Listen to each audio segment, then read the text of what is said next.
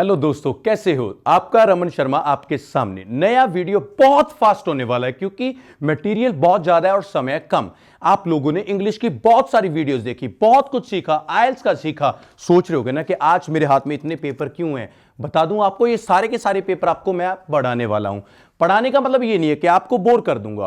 आप सोच रहे होगे ना कि सर हम तो पहले पढ़ पढ़ के ना हमारा तो दिमाग खराब हो चुका है। मगर याद रखिए, वीडियो हिंदी में इसलिए बना रहा हूं क्योंकि इसका रीच बहुत दूर तक जाना चाहिए। आज तक ऐसा वीडियो यूट्यूब पे कभी नहीं आया। देखो, हर कोई पढ़ाता है, मैं भी पढ़ाता हूं यूट्यूब पे, मगर याद रखो, एक वीडियो में सारी इंग्लिश कैसे डाल सकता है कोई?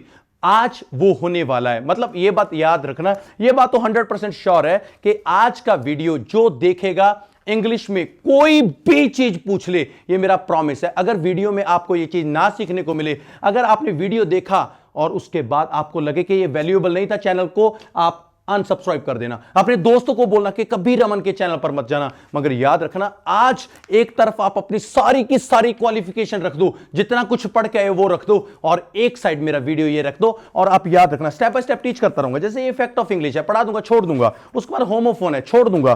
पार्ट्स ऑफ स्पीच है, छोड़ दूंगा। जितने भी टेंसेस है, छोड़ दूंगा। मतलब एक एक चीज पढ़ाऊंगा और आपको ऐसे ऐसे मतलब आप याद रखोगे कि सर क्या कर दिया आपने। आज तक ऐसा वीडियो मैं आप लोगों के सामने कभी भी नहीं लेके आया, और एनर्जी लेवल तो आप देख के बर्दाश्त भी नहीं कर पाओगे। अरे ये हो क्या रहा है, ये पढ़ा कैसे रहा है? तो चलिए, बिल्कुल टाइम को वेस्ट नहीं करते, और इंग्लिश का एक एक स्टेप, एक एक चीज मैं आपको क्लियर करने वाला हूं। तो मेरे से तो इंतजार नहीं हो रहा, और वीडियो को लाइक जरूर करना, मगर at the end of the video पहले किसी ने नहीं लाइक करना। अगर आपको लगे कि हां, वीडियो देखने के बाद एक ऐसी नॉलेज, एक झंझनाहट सी हो चुकी है, तो डेफिनेटली सब्सक्राइब खुद भी करना है, और जितने फैमिली में सारे के फोन पकड़ पकड़ के आपने सब्सक्राइब कर देना है। टाइम वेस्ट नहीं करते, चलो चलते हैं हमारे पहले क्वेश्चन की तरफ। तो चलते हैं हमारा फर्स्ट पेज पे क्या लिखा है? That is called a fact of English. और फैक्ट ऑफ इंग्लिश में आपको यह बात बता दूं कि इंग्लिश है जो 13वीं सेंचुरी में आई थी। 13वीं सेंचुरी, हां ध्यान से सुनो। इंग्लिश का जो फादर है, अगर आपसे कोई भी पूछे कि इंग्लिश का, अरे भाई इसका बाप कौन है, तो आपको पता होना चाहिए जॉफरी चौसर। स्पेलिंग आपको ऊपर दिख रहे हैं। तो डेफिनेटली फैक्ट ऑफ इंग्लिश क्या हो गया? 13वीं सेंचुरी में आके जॉफरी चौसर ने लिख दी। और एक बात आपने तो सुनी ही होगी, हर बाप का एक बाप होता है। अगर इंग्लिश का बाप जॉफरी चौसर है, तो डेफिनेटली जॉफरी चौसर का बाप भी है, वो है जॉन चौसर। ये तो था हमारा फैक्ट ऑफ इंग्लिश। और आइए अभी इंग्लिश को सीखते हैं स्टेप बाय स्टेप। तो आइए, दूसरी चीज अगर मैं आपको बताऊं तो ये है टेंसेस। टेंसेस बहुत इंपॉर्टेंट होते हैं। बहुत लोगों को स्कूल में कभी भी टेंसेस नहीं है, मगर आज के बाद टेंसेस प्रॉब्लम खत्म। मतलब टेंसेस होते क्या है? टेंसेस का मतलब है टाइम। टाइम, ये वॉच देख रहे हो ना, जो अभी चल रहा है ये टेंसेस में है, जो बीत गया वो टेंसेस में है, जो आएगा वो टेंसेस में। टेंसेस के कितने पार्ट होते हैं, हर एक टेंसेस का क्या यूज है, मतलब आपको स्टेप बाय स्टेप। तो टेंस का मतलब क्या होता है? टाइम, जो आपको टाइम डिस्क्राइब कर दे कि टाइम प्रेजेंट का है, टाइम पास्ट का है, टाइम फ्यूचर का है, किस चीज का है। तो यही तो सबसे इंपॉर्टेंट चीज है, टेंसेस। तो आइए मैं आपको टेंसेस के एक एक स्टेप के बारे में बताता हूं। तो चलिए, फर्स्ट स्टेप टेंसेस का। तो बात करते हैं टेंसेस की टाइप्स की। आज बात होती है प्रेजेंट की। प्रेजेंट की भी तीन टाइप्स हैं। तीन टाइप्स कौन कौन सी है आपके सामने? एक होता है प्रेजेंट इंडेफिनिट, और दूसरा होता है प्रेजेंट कंटिन्यू, और तीसरा होता है प्रेजेंट परफेक्ट। आप लोग सोच रहे होंगे कि आज मैं पेजेस पे क्यों पढ़ा रहा हूं? क्योंकि मैंने सारी की सारी इंग्लिश लिख ली है, और एक एक चीज को आपको ओवरली बताना चाहता हूं कि ये होता क्या है। मान लीजिए प्रेजेंट इंडेफिनिट, अगर आपसे कोई क्वेश्चन पूछता है कि भाई प्रेजेंट इंडेफिनिट टेंस का मतलब क्या है, तो याद रखना, प्रेजेंट इंडेफिनिट होता है जो काम आप सुबह से लेकर रात तक करते हो। मतलब आपकी सुबह आंख खुली और रात को आप सोए, जो काम आपका रूटीन होता है वो होता है प्रेजेंट इंडेफिनिट। अगर याद रखना, इसमें कोई आईएनजी नहीं लगता, कोई थर्ड फॉर्म नहीं लगती, कुछ नहीं लगता। आई के साथ वर्ब की फर्स्ट फॉर्म लगती है। मतलब याद रखना, प्रेजेंट इंडेफिनिट टेंस होता है जो काम आप अपनी रूटीन में हर रोज करते हो। मतलब आप क्या क्या रोज करते हो, मैं इंग्लिश में बताऊं।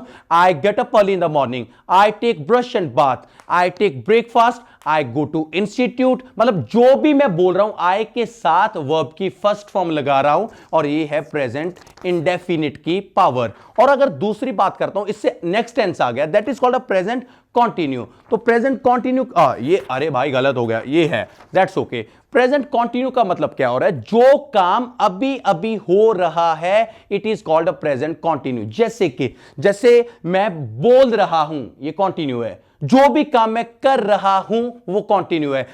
बताऊं, मैं वॉक कर रहा हूं, ये कंटिन्यू हो गया। अरे मैं नाच रहा हूं, ये कंटिन्यू हो गया। मैं कुछ खा रहा हूं, मतलब जो काम अभी अभी हो रहा है ये है प्रेजेंट कंटिन्यू। और इसमें क्या लगता है, इजएमआर और वर्ब की फर्स्ट फॉर्म के साथ आईएनजी। जैसे कि आई एम प्लेइंग, मतलब कुछ भी अभी अभी हो रहा है वो है प्रेजेंट कंटिन्यू। और बात आ गई प्रेजेंट परफेक्ट की। जो काम प्रेजेंट कंटिन्यू का था ना वो ये संभालता है। मतलब क्या हो गया, मैं कुछ खा रहा हूं, ये तो कंटिन्यू है ना। जब मैंने फिनिश कर दिया, अभी खत्म, खा लिया, वो बन गया प्रेजेंट परफेक्ट। और प्रेजेंट परफेक्ट में क्या लगता है, हैज, हैव और वर्ब की थर्ड फॉर्म। अगर मैं तीनों का ओवरऑल बताऊं तो मैंने क्या बताया, प्रेजेंट इंडेफिनिट की ड्यूटी पता है कौन सी है, कि भाई तू सुबह से लेकर रात तक जो भी काम करता है मगर तेरा काम हर रोज का होना चाहिए, वो प्रेजेंट इंडेफिनिट की ड्यूटी है। और मैंने पहले भी बताया प्रेजेंट इंडेफिनिट में वर्ब की फर्स्ट फॉर्म लगती है डू और डज। डू और डज इंग्लिश में और कहीं पर भी नहीं लगते सिवाय प्रेजेंट इंडेफिनिट के। जो दूसरा था वो था प्रेजेंट कंटिन्यू। जैसे कि प्रेजेंट कंटिन्यू की एक एग्जांपल मैं आपको शेयर कर सकता हूं। मान लीजिए ये पानी का गिलास है, अभी आपके सामने है। बहुत अच्छी एग्जांपल देने वाला हूं, मेरे को प्यास भी लगी है और एग्जांपल के साथ साथ मैं पानी भी पी जाऊंगा। ये आपके सामने पानी का गिलास है, मैं इसको पीना शुरू कर रहा हूं। जैसे कि मैं पानी पी रहा हूं, ये चल रहा है ना, अभी चल रहा है, ये कंटिन्यू है, कंटिन्यू में चलता रहता है, ये चल रहा है। और ये आपके सामने गिलास खाली हो गया ना, खाली का मतलब परफेक्ट है। जो चलता काम था, मतलब जो काम चल रहा है वो क्या है, कंटिन्यू। और ग्लास अभी हुआ खाली, that is called a present perfect. बच्चे बहुत कंफ्यूज होते हैं। जैसे मैं नहा रहा हूं, 1 कप डाला, 2 कप डाले, 3 कप डाले, वो कंटिन्यू है। मैं नहा रहा हूं, जब मैंने सारे कप डाल के मैं छोड़ दिया, अरे यार बस दैट्स ओके, मैं नहा चुका हूं। मतलब बात क्या है कि जो काम चल रहा है वो अभी अभी फिनिश हुआ है, that is called a perfect. ये तीनों चीजें हैं। प्रेजेंट इंडेफिनिट में डू डज लगता है और कंटिन्यू में इजएमआर के साथ वर्ब की फर्स्ट फॉर्म और आईएनजी होता है, और प्रेजेंट परफेक्ट में हैज, हैव और वर्ब की थर्ड फॉर्म होती है। तो आइए दूसरी टाइप की ओर बढ़ते हैं, दैट इज कॉल्ड पास्ट। इसमें भी 3 चीजें होती हैं। मतलब जैसे कि प्रेजेंट के 3 भाई थे वैसे ही पास्ट के भी 3 भाई हैं। जैसे कि पास्ट इंडेफिनिट हो गया आप लोगों के सामने, पास्ट कंटिन्यू हो गया और पास्ट परफेक्ट हो गया। अगर आप पहले 3 अच्छे तरीके से सीख जाते हो ना, अगले 3 और अगले 3 ये बहुत आसान हो जाते हैं। बहुत बच्चों के मन में डाउट होगा कि सर टेंसेस तो 12 होते हैं, मगर मॉडर्न इंग्लिश में अभी 9 ही चलते हैं। ये पास्ट इंडेफिनिट मतलब एक तरफ सारे टेंसेस हो जाए और एक तरफ ये अकेला ही काफी है। इसकी पावर इतनी ज्यादा है, मतलब इसमें लगती है वर्ब की सेकंड फॉर्म।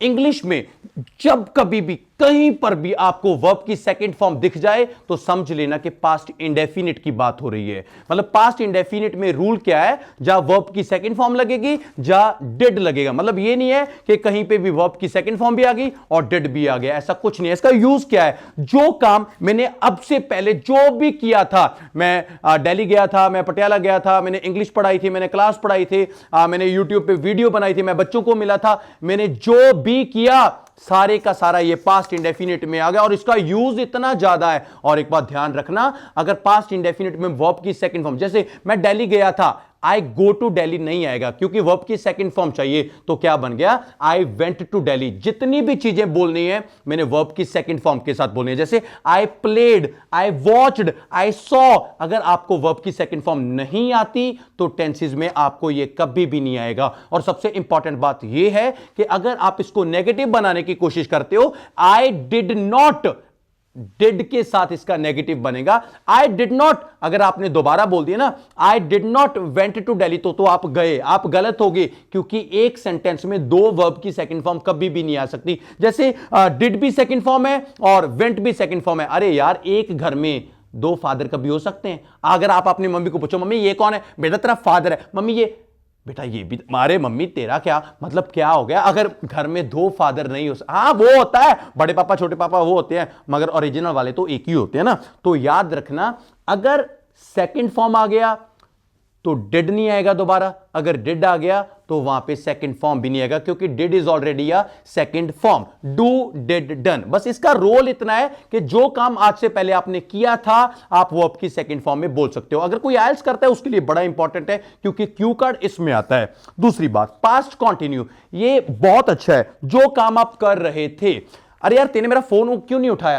अरे तब तो मैं नहा रहा था, पास्ट कंटिन्यू, मैं ये काम कर रहा था। रमन यार तू मेरे को मिला क्यों नहीं, अरे यार मैं पढ़ा रहा था। मैं जो काम कर रहा था, that is called past continue. इसमें वॉज वर्ब लगता है और वर्ब की फर्स्ट फॉर्म के साथ ING. I was teaching, I was taking bath, I was smiling, मैं कुछ भी कर रहा था। और ये बड़ा इंपॉर्टेंट है, ये पास्ट परफेक्ट। सुना ही होगा आपने 10वीं क्लास में, मतलब 10th क्लास में एक सेंटेंसेस आते थे, जैसे कि डॉक्टर दे आउण तो पहला रोगी मर चुका सी, मेरे स्टेशन पहुंचने तो पहला गड्डी जा चुकी सी। ये सुने हुए ना, वो इन्हां दी करामात है। मतलब ए ने एज की है पास्ट परफेक्ट, जेड़ा कम मैं कर चुकिया सी, यानी कि हैड ते verb the third form. Had they नाल थर्ड फॉर्म दा मतलब की हो गया, आई हैड गॉन, मैं जा चुकिया सी, आई हैड प्लेड। जेकर तुसी, मतलब अगर आप चाहते हो कि आपको तीनों टेंसेस के बारे में पता चल जाए, पास्ट इंडेफिनिट क्या बताया था, जो काम आपने अपनी जिंदगी में कभी भी किया था, मैं दिल्ली गया था, मैं कहीं पे भी गया था, पास्ट कंटिन्यू, जो काम मैं कर रहा था, मैं नहा रहा था, मैं खा रहा था, मैं कुछ भी कर रहा था। और पास्ट परफेक्ट, ये काम तो भाई मैं कर चुका था। अभी तक मैंने आपको 6 टेंसेस के बारे में बता दिया। बारी आती है अभी फ्यूचर की। चलो चलते हैं फ्यूचर की तरफ।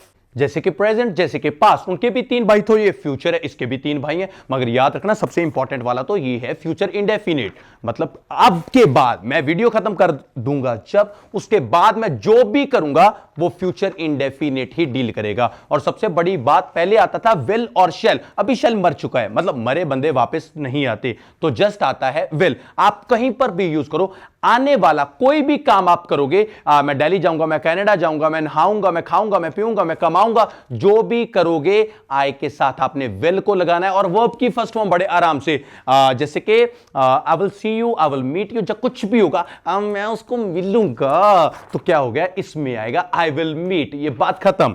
बारी आ गई फ्यूचर कंटिन्यू। ये थोड़ा सा मतलब इसका यूज कम होता है, मगर इंपॉर्टेंट तो है, पढ़ाना तो पड़ेगा।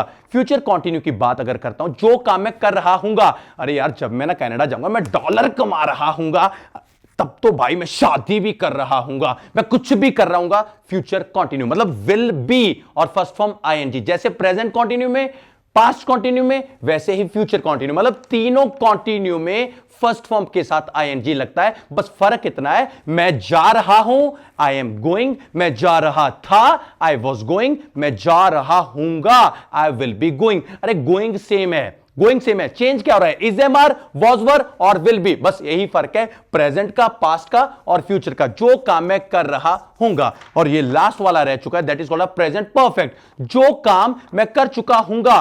और यार तब तक तो मैं पीआर ले चुका हूंगा, ये काम हो चुका होगा, तू तो बहुत लेट आएगा, उस समय मैं थप्पड़ लगा चुका हूंगा, मैं जो भी काम कर चुका हूंगा, मतलब क्या है, विल हैव और वर्ब की थर्ड फॉर्म। याद रखना, बड़ी इंपॉर्टेंट बात बताने वाला हूं, कंटिन्यू कोई भी हो, चाहे प्रेजेंट कंटिन्यू हो, चाहे पास्ट कंटिन्यू हो, चाहे फ्यूचर कंटिन्यू हो, वर्ब की फर्स्ट फॉर्म और आईएनजी तीनों के साथ आएगी। परफेक्ट चाहे प्रेजेंट हो, चाहे पास्ट हो, चाहे फ्यूचर हो, वर्ब की थर्ड फॉर्म तीनों के साथ आएगी ही आएगी। रही बात फ्यूचर इंडेफिनिट की, उसके साथ तो जस्ट एक विल आता है और वर्ब की फर्स्ट फॉर्म आती है। Past indefinite second form English में कहीं पर भी नहीं यूज होगा इसके सिवाय। और दूसरी बात रही बात उसकी, जो हमारा प्रेजेंट इंडेफिनिट है, वर्ब की फर्स्ट फॉर्म और डू डज उसके बिना कभी भी नहीं आएंगे। ये टेंसेस का एक ओवरऑल है, आपको इसके बारे में थोड़ा बहुत तो ज्ञान हो चुका होगा कि ये आते कहां पे, क्या करते हैं, क्या नहीं करते। चलो टेंसेस को हम साइड पे लगाते हैं, अब बारी है मॉडल्स की। और मॉडल तो मैं आपको एक एक करके इतने क्लियर कर दूंगा। और याद रखना, अगर आपको वीडियो अच्छा लग रहा है तो काइंडली कमेंट सेक्शन में जरूर बता देना, और यही चीज है, हमारा जो हौसला है वो बढ़ता है। ऐसे ही आपको नई नई वीडियो हम लेके आते रहेंगे। तो चलते हैं अभी मॉडल की तरफ। तो बारी आती है मॉडल्स की। अगर आप पूछोगे कि सर मॉडल्स काम क्या करते हैं, तो इंग्लिश में मॉडल्स आपका चेहरा है। आप गुस्से हो, आप पावर में हो, आप पछता रहे हो, आप कुछ भी, आपके चेहरे के हाव भाव सब कुछ बताता है मॉडल। और ये सबसे इंपॉर्टेंट चैप्टर है। तो अगर हम इसको स्टेप बाय स्टेप सीखते हैं, तो पहला क्या है, कैन। आपने बहुत जगह पर सुना होगा कि कैन क्या है। कैन का मतलब होता है, ये प्रेजेंट में यूज होता है और ये होती है पावर, किसी काम को करने की पावर। मैं इंग्लिश बोल सकता हूं, आई कैन स्पीक इंग्लिश। मैं उसे थप्पड़ मार सकता हूं, आई कैन स्लैप। मैं फाइट कर सकता हूं, आई कैन फाइट। जो भी बात आप प्रेजेंट में अपनी पावर की दिखाना चाहते हो वो कैन है। कैन आपको पावर में यूज होगा। कैन का अगर मैं इसको निकालता हूं तो कैन के दूसरे स्टेप को मैं बोलता हूं कुड। ये कैन का ही पास्ट है। अगर आप अपनी जो पावर है उसको बताना चाहते हो मगर पास्ट में, जैसे मैं दिल्ली जा सकता था, मैं उसके थप्पड़ मार सकता था, अरे यार मैं तो आइल्स क्लियर कर सकता था, मतलब क्या हो गया, I could crack IELTS, I could go to Delhi, I could slap him। जो भी, मतलब कैन में पावर प्रेजेंट में होती है और कुड में पास्ट में चली जाती है। जब ये हमारे दो हो चुके हैं तो थर्ड हमारे पास है शुड। शुड में होती है सलाह। अगर देखो, एक होता है शुड, एक होती है कंसल्टेंसी। शुड मिलता है बिल्कुल, सलाह किसी को फ्री देनी हो, कंसल्टेंसी के लगते हैं पैसे। जैसे आप कोई भी नया घर बना रहे हो, आर्किटेक्चर को तो छोड़ो, आपके पड़ोसी आपको आके सलाह देंगे ना, अरे भाई इसको ऐसे कर ले, इसको ऐसे कर ले। मतलब दुनिया मिलती है हमें जो हमें सलाह देते हैं, ये कर, ये ना कर, ठंडा पानी पी, गर्म पानी पी, ये गोली खा, वो गोली खा, सब कुछ। जहां पे शुड है तो समझ लीजिए सामने वाला बंदा आपको क्या दे रहा है, एडवाइस दे रहा है, सलाह दे रहा है। बारी आ गई मे। सुना होगा मे, मतलब शायद। किसी काम को आप 100% श्योर नहीं करना चाहते मगर आप उस काम को करना चाहते हो तो हम यूज करते हैं मे। मैं शायद आऊंगा, आई मे कम। मतलब क्या हो गया कि कहीं पर भी आप इसको यूज करना चाहते हो तो मे के एक दो यूज और भी हैं। जैसे मे पोलाइट है, मे आई कम इन, आप वहां पे भी यूज कर सकते हो। जहां आप मे को संभावना में भी यूज करते हो, जैसे इट मे रेन टुडे। तो मे का खास तौर पे अगर यूज होता है तो वो होता है शायद, मैं शायद ये काम करूंगा, आई मे डू दिस वर्क। मगर मे में जो 70% तक तो श्योरिटी होती है कि भाई ये काम होगा, मगर 30% कैंसिल भी हो सकता है। तो मे का दूसरा होता है माइट।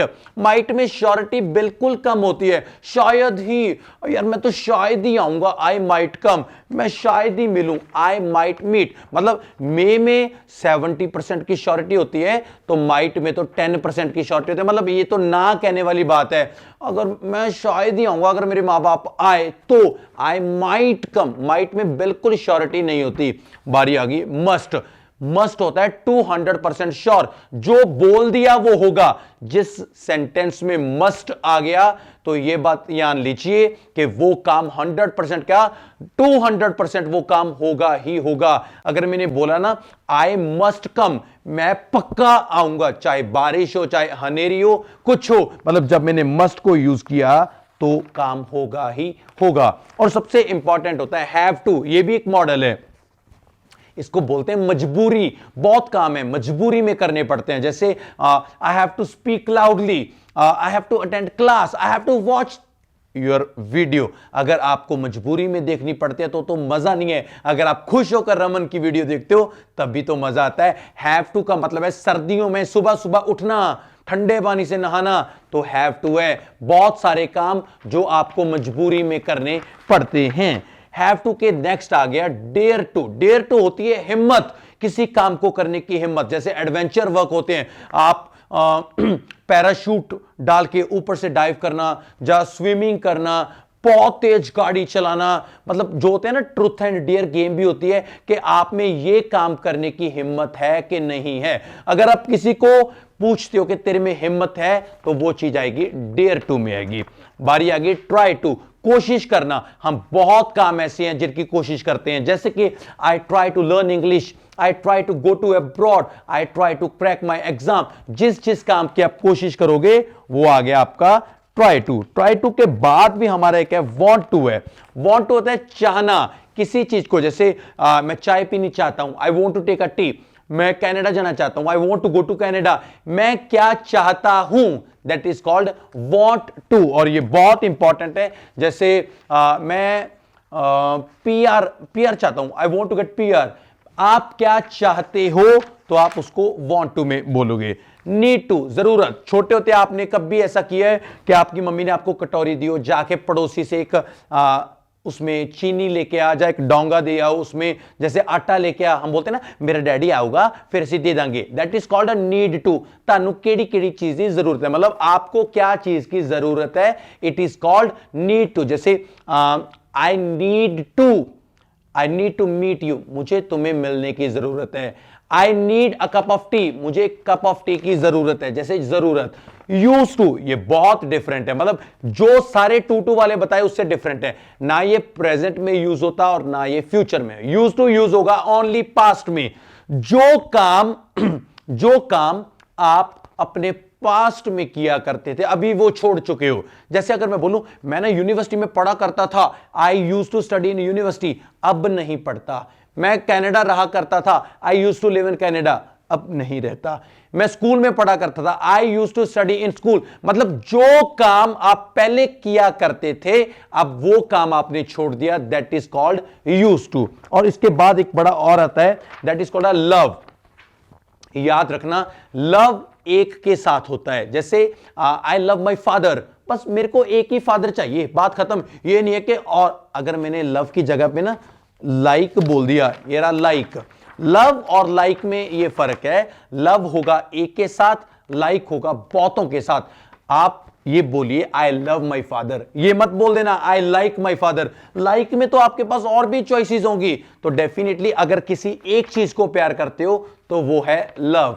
अगर आपके पास चॉइसेस हैं, जैसे अगर मैंने बोला कि आई लव ब्लैक कलर, तो अगर मैं आई लव ब्लैक बोल दिया ना और किसी कलर को मेरे को नहीं चाहिए। अगर मैंने बोला कि आई लाइक ब्लैक कलर, तो ठीक है मेरे को पसंद है मगर और भी कलर चलेंगे। लाइक में आपके पास चॉइसेस होंगी, लव में आपके पास बिल्कुल एक ही चॉइस है।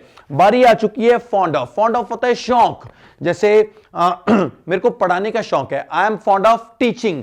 मेरे को गाने का शौक है, I am fond of singing.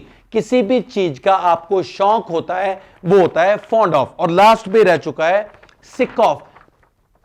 किसी से हम पंजाबी में बोलते हैं ना अक जाना, या किसी से तंग परेशान होना। जैसे I am sick of you, मैं तेरे से तंग परेशान आ चुका हूं, I am sick of you. अरे यार मेरा ना आयल्स नहीं क्लियर हो रहा, I am sick of cracking oils. जिस चीज से आप अपना मन बिल्कुल भर लेते हो वो होता है सिक ऑफ, दैट्स इट। ये कितने थे, ये सारे मॉडल से। मैंने आपको टेंसेस भी बताए, मैंने आपको मॉडल्स भी बताए। अब अगली बारी है क्वेश्चन फैमिली की। आइए देखते हैं क्वेश्चन फैमिली में क्या होता है।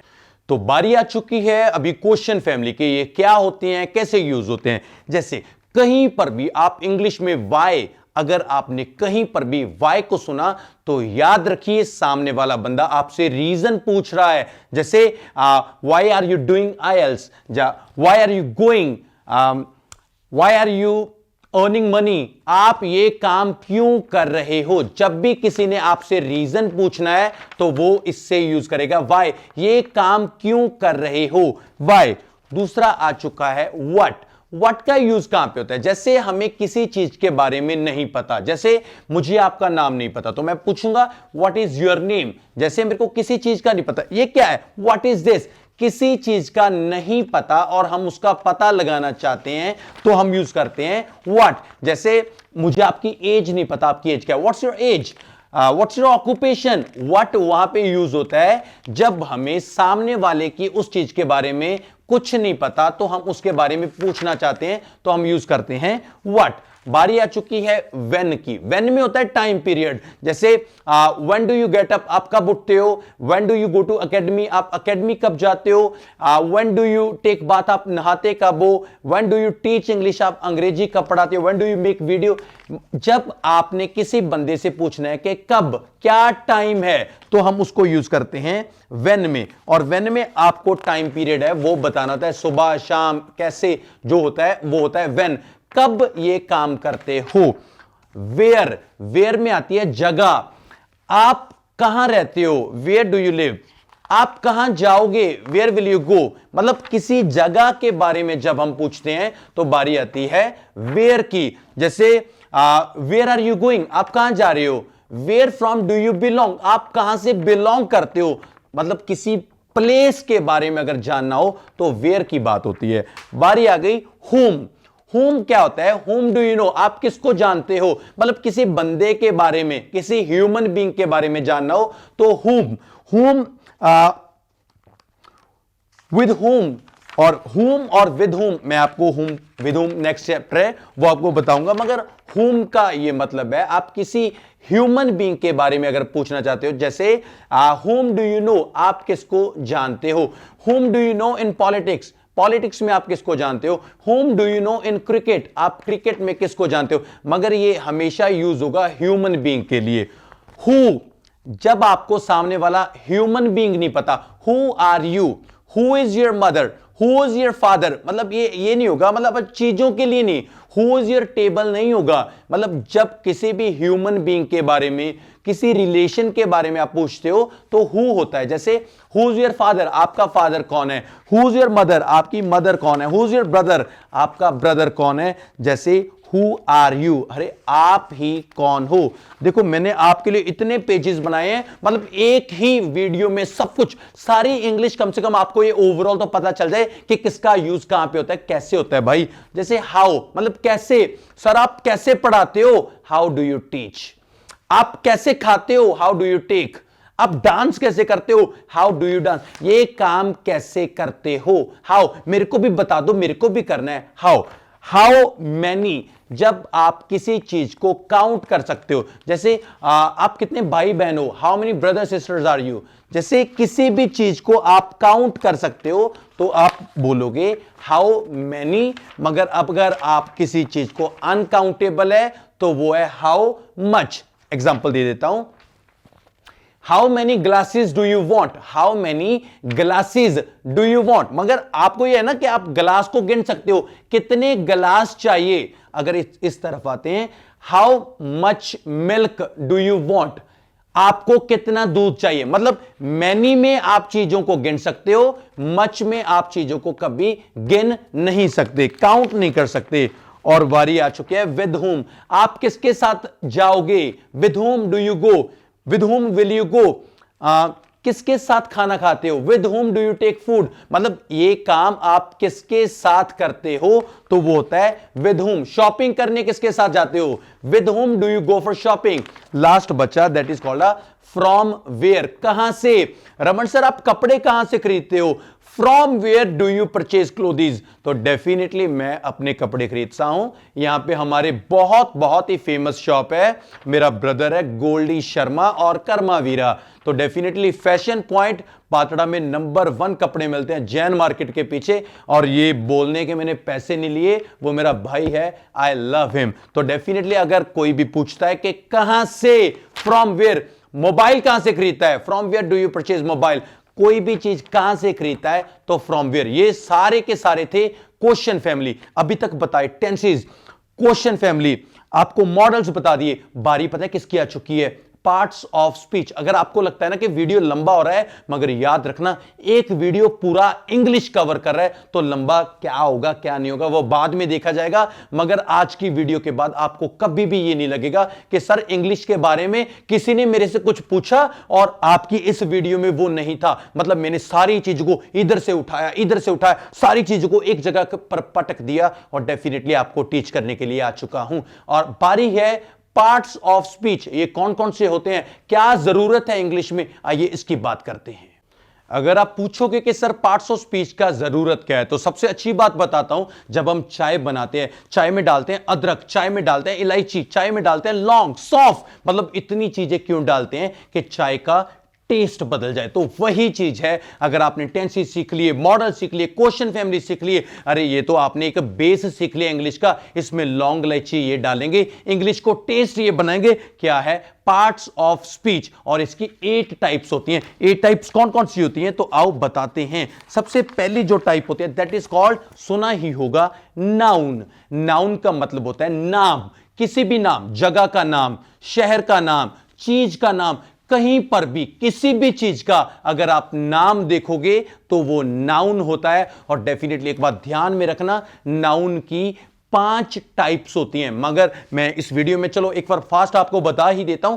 कॉमन नाउन होता है, प्रॉपर नाउन होता है, कलेक्टिव नाउन होता है, मटेरियल नाउन होता है, एब्स्ट्रैक्ट नाउन होता है। मैंने फिंगर्स पे याद रखे हैं, तो डेफिनेटली आपको पता होना चाहिए कि वैल्यू बहुत ज्यादा है नाउन की। अगर आपको ये आ गया तो डेफिनेटली बहुत अच्छा सीखोगे।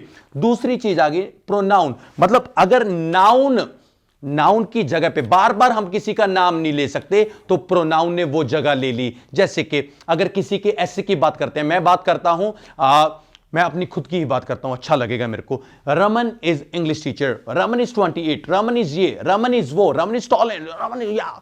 अरे यार, बार बार रमन नहीं आएगा। एक बार आपने बोल दिया रमन क्या है, वो इंग्लिश टीचर है, उसके बाद वो जेंट्स है, तो ही आएगा। ही प्रोनाउन है।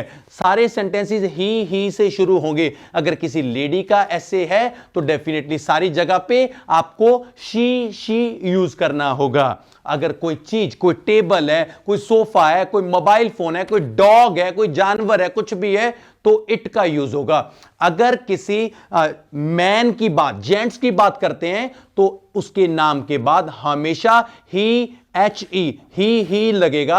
अगर लेडी है तो शी लगेगा। और सबसे अच्छी बात है, अगर कोई भी डॉग हो, कोई जानवर हो, कोई चीज हो, कोई नॉन लिविंग चीज हो, वहां पे हमें इट लगेगा। जैसे it is a table, it has 4 legs. और डॉग को, कुत्ते को हम अपना फैमिली मेंबर तो मानते हैं, मगर उसको ही नहीं मान सकते ना। ध्यान में रखना, प्रोनाउन यही होता है। एडजेक्टिव हमेशा प्रेज करता है नाउन की।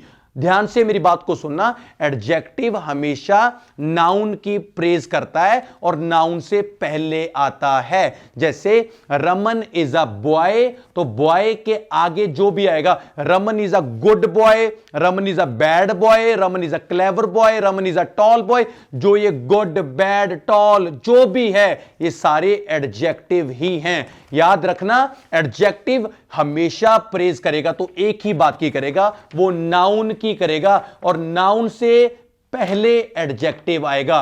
कभी भी ये नहीं होगा Raman is a boy good, ये तो सेंटेंस ही नहीं बना। सेंटेंस कैसे बनेगा? Raman is a good boy. Boy हमारा नाउन है और नाउन से पहले क्या आ गया? एडजेक्टिव आ गया। मतलब बहुत सिंपल भाषा में अगर बताऊं, नाउन को डिस्क्राइब करता है एडजेक्टिव। नाउन को डिस्क्राइब करता है एडजेक्टिव, चाहे अच्छा हो चाहे बुरा हो। जैसे इट इज अ बिल्डिंग, हमें यह पता है कि बिल्डिंग है। अब बिल्डिंग अच्छी है बुरी है, वो एडजेक्टिव का काम है। It is a tall building, हमें पता चल गया बहुत ऊंची बिल्डिंग है। It is a small building, अरे छोटू सी बिल्डिंग है। It is a old building, it is a new building. जो टॉल, ओल्ड, न्यू है, वो सारे के सारे एडजेक्टिव हैं और ये जस्ट एक नाउन की प्रेज के लिए बना है। वारी आ गई एडवर्ब की। एडवर्ब प्रेज करेगा ओनली वर्ब की। बस यही बात है, बच्चों को यह प्रॉब्लम आती है कि सर एडजेक्टिव और एडवर्ब क्या होते हैं। एडजेक्टिव हमेशा प्रेज करता है नाउन की, एडवर्ब हमेशा प्रेज करता है वर्ब की। मान लीजिए एडवर्ब हमेशा वर्ब के बाद में आएगा, पहले नहीं आएगा। जैसे Raman drives fastly, Raman drives slowly, मतलब ड्राइव के बाद में आ रहा है, वो है एडवर्ब। एडवर्ब हमें यह बताएगा कि जे बंदा जो काम कर रहा है वो कैसे कर रहा है। रमन टीचेस, रमन पढ़ाता है। अब टीचेस के आगे क्या है? रमन टीचेस लाउडली, रमन ऊंची पढ़ाता है। रमन टीचेस रफली, अरे यार इसको पढ़ाना ही नहीं आता, ये बात करता है एडवर्ब। बस याद रखना, एडजेक्टिव प्रेज करेगा ओनली नाउन की, एडवर्ब प्रेज करेगा ओनली वर्ब की। बात आ गई प्रेपोजिशन। प्रेपोजिशन बड़ा इंपॉर्टेंट होता है। ये चैप्टर आपको बताता है कि चीजें, जो थिंग्स होती हैं, वो कहां पे हैं। ऊपर हैं, नीचे हैं, इधर हैं, उधर हैं, सामने हैं, कहां पे हैं। जैसे हम बोलते हैं ना, in, on, at, beside, besides, under, above, over, into, ये कितनी चीजें हैं, ये सारी की सारी ये बात करते हैं प्रेपोजिशन की। बस ये बात याद रखना, अगर आपको प्रेपोजिशन का पता चलेगा तो आपको पता चल जाएगा। मान लीजिए आपका मोबाइल फोन है, आप पूछ रहे हो कि मेरा मोबाइल फोन कहां पे रखा है। अगर उसने बोल दिया ऑन द टेबल, तो समझ जाओ कि टेबल के ऊपर पड़ा है। अंडर द टेबल, समझ जाओ टेबल के नीचे पड़ा है। मतलब जो चीजें होती हैं उनकी कोई पोजीशन होती है, वो बताता है प्रेपोजिशन। बारी आ गई कंजक्शन की। कंजक्शन का काम है दो सेंटेंसेस को आपस में जोड़ना, दो सेंटेंसेस को आपस में जोड़ना, जैसे कि आई लाइक मैंगो, एक ने बोला आई लाइक एप्पल, कंजक्शन पता है क्या करेगा, I like mango and Apple, मतलब दो सेंटेंसेस को एक बनाना है, वो काम करता है कंजक्शन। और अगली बारी है वर्ब की। इसके बिना तो इंग्लिश सोचना ही बेकार है, अगर आपको ये नहीं आते तो आपको कुछ भी नहीं आता। वर्ब की तीन फॉर्म होती हैं, प्रेजेंट, पास्ट और पास्ट पार्टिसिपल। ये बात मत सोचना प्रेजेंट, पास्ट और फ्यूचर ये नहीं होती वर्ब की फॉर्म। वर्ब की फॉर्म क्या होती है, जैसे गो, वेंट, गॉन, कम, केम, कम, ड्राइव, ड्रॉप, ड्रिवन। अगर आपकी जुबान के ऊपर वर्ब की फॉर्म आ गई ना तो याद रखना कभी फेल नहीं होगे, क्योंकि वर्ब जिसको नहीं आती उसको इंग्लिश नहीं आती। बारी है इंटरजेक्शन की। इंटरजेक्शन पता क्या होता है, जब कभी भी एक अचानक किसी फीलिंग का आना, जैसे एक टोकरा है उसके नीचे सांप है, सांप पंजाबी च दसदा ना, एक टोकरा ਉਹਦੇ नीचे सप वड़िया होया ते अचानक किसी बड़ी ने आके टोकरा चक्किया ते बॉडी दे मुंह चों एक लगता निकलदा नहीं था बू, ਜਿਹੜਾ ਉਹ बू निकले ना, that is called a interjection.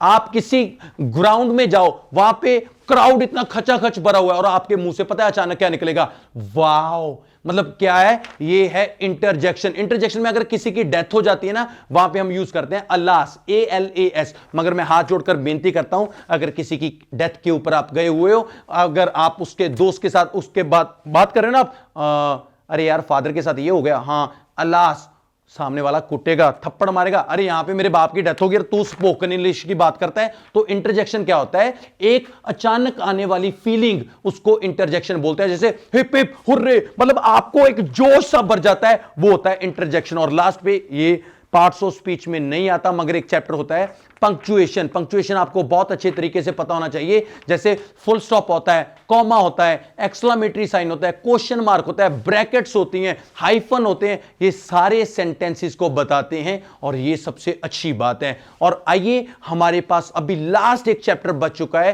कि वो क्या है, मैं आपको उसके बारे में भी क्लियर कर देता हूं और उसके बाद याद रखना इंग्लिश का ओवरऑल मैंने आपको बता दिया। अगर आपसे कोई भी सवाल पूछेगा तो आपको पता होगा कि रमन सर ने वहां पे पढ़ाया था। तो आइए बात करते हैं हमारे लास्ट स्टेप की। तो बात करते हैं हमारे इंग्लिश के लास्ट कुछ ऐसे क्वेश्चंस हैं हमें कहीं पर भी पूछे जा सकते हैं, अगर हमें ये आते हैं तो डेफिनेटली हम जीत जाएंगे। सबसे पहली बात है होमोफोन्स। अगर आपसे कोई भी बंदा पूछे कि होमोफोन क्या होते हैं तो ध्यान में रखना, सामने वाले को जवाब देना है कि होमोफोन वो होते हैं जब हम इंग्लिश बोलते हैं तो हमारी साउंड सेम निकलनी चाहिए। क्या, जब हम इंग्लिश बोलते हैं तो साउंड सेम निकलनी चाहिए, चाहे उसके मीनिंग कोई अलग अलग हो। जैसे होमोफोन में क्या क्या आता है, जैसे मैं बोलूं राइट, एक राइट का मतलब है सज्जा, जो सज्जा हाथ बोलते हैं। राइट होता है ना, एक राइट होता है लिखना, WRIT राइट। एक राइट होता है अधिकार, ये मेरा राइट है। मतलब बोलने में तो तीनों राइट है ना, मगर तीनों का मीनिंग क्या है वो अलग अलग निकल चुका है। जैसे मैंने बोला सन, एक सन होता है SUN, एक सन होता है SON, मगर दोनों का मतलब क्या है वो अलग अलग है, मगर प्रोनाउंसिएशन है वो बिल्कुल सेम है। तो इसीलिए होमोफोन में बहुत सारी चीजें, जैसे प्रिंसिपल, एक प्रिंसिपल होता है स्कूल का प्रिंसिपल और दूसरा होता है प्रिंसिपल सिद्धांत।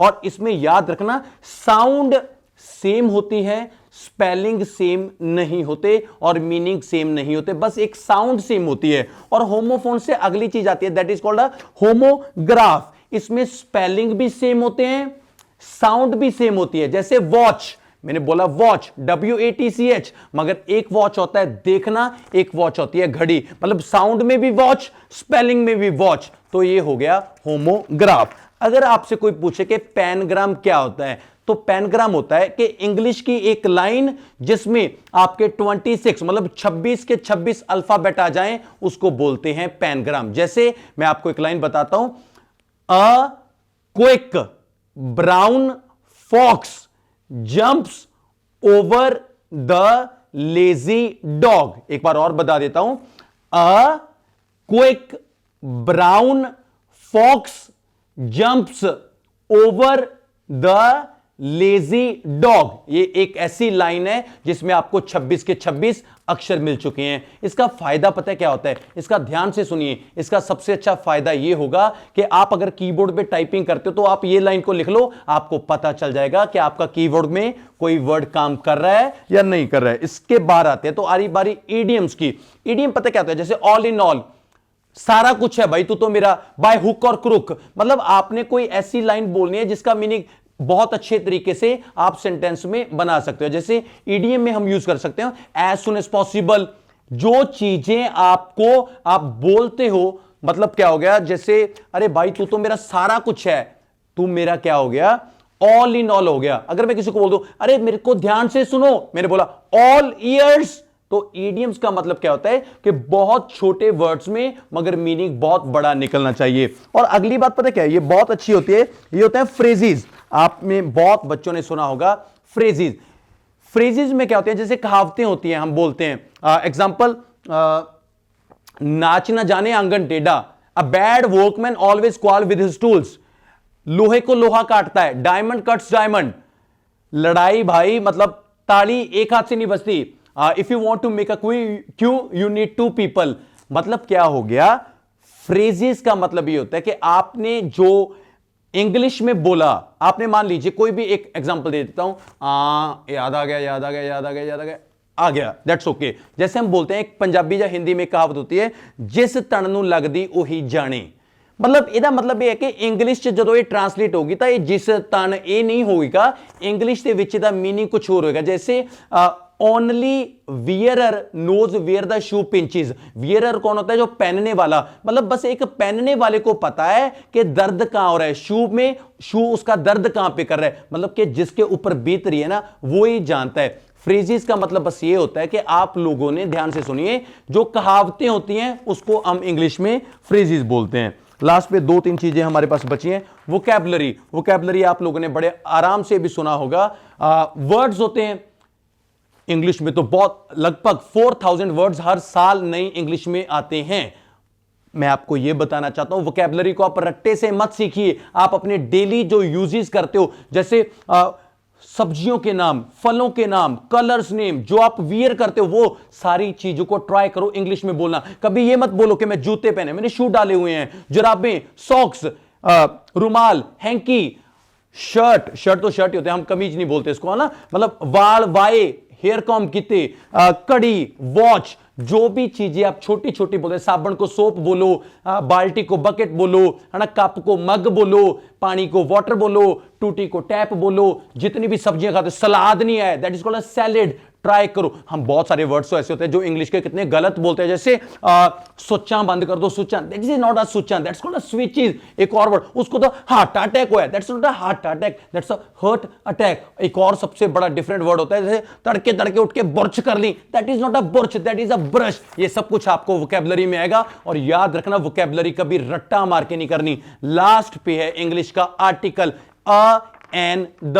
आपको पता है सिंगल चीज के साथ लगाते हैं अ, जिसके साथ आता है वॉवल वहां पे लगाते हैं एन, और जो सबसे फेमस चीज होती है वहां पे लगता है द। मैंने एक बच्चे से पूछा, मैं क्या बेटे आर्टिकल क्या होते हैं? उसने बोला कि सर अ होता है जो सिंगल चीज होती है। मैंने बोला ठीक है। एन होता है जिसके साथ वॉवल होता है। मैं कहा ये भी ठीक है। मैं पूछा एक पूछा, मैं कहा बेटे दा किथे लगता है? ਇਹ ਗੱਲ ਦਾ ਪੰਜਾਬੀਆਂ ਨੂੰ ਬਹੁਤ ਚੰਗੇ ਤਰੀਕੇ ਨਾਲ ਪਤਾ ਹੋਊਗਾ। ਮੈਨੂੰ ਜਵਾਕ ਕਹਿੰਦਾ ਸਰ ਜੀ ਬੰਦਾ ਹਿੰਮਤੀ ਹੋਣਾ ਚਾਹੀਦਾ, ਦਾ ਤਾਂ ਜਿੱਥੇ ਮਰਜ਼ੀ ਲਾ ਲਓ। ਮੈਂ ਕਿਹਾ ਖਸਮਾ ਇੱਥੇ ਵਾਲਾ ਦਾ ਨਹੀਂ ਚਾਹੀਦਾ। असल की हैगा दा लगे, जैसे द ताजमहल, द ट्रिब्यून या कुछ भी।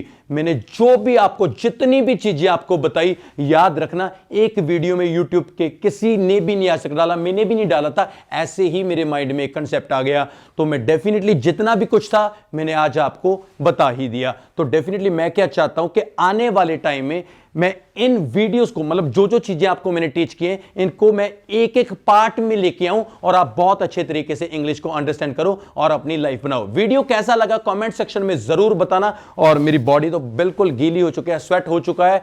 तो डेफिनेटली अगर आपको वीडियो अच्छा लगा हो तो अपने दोस्तों के साथ भी शेयर कीजिए और चैनल को सब्सक्राइब करना मत भूलिए। जो हमारी मेहनत है आप उसका जैसे हम बोलते हैं कि पंजाबी च भी मुੱਲ जरूर पाओ। थैंक यू सो मच, बने रहो। 1 ਲੱਖ ਤੇ ਤਾਂ ਸਾਨੂੰ ਮਿਲਿਆ ਸੀਗਾ ਸਿਲਵਰ, ਔਰ ਵੀ ਆਰ ਵੇਟਿੰਗ 골ਡ ਬਟਨ, ਤੇ 골ਡ ਆਏਗਾ ਤੁਹਾਡੇ ਪਿਆਰ ਨਾਲ। Thank you so much, we are waiting for the 골ਡ, that's just cause of you. Love you everyone, thank you so much.